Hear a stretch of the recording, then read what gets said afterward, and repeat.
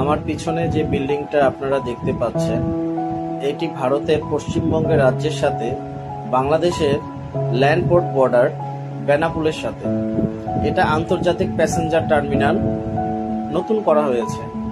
এই টার্মিনাল দিয়ে বেনাপুল হয়ে ভারতে প্রবেশ করতে হয়।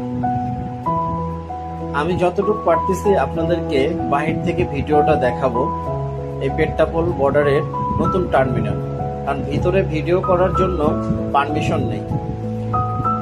বর্তমানে বাংলাদেশিদের জন্য ভারত 4 ধরনের ভিসা চালু রেখেছে: medical visa, business visa, entry visa এবং স্টুডেন্ট ভিসা।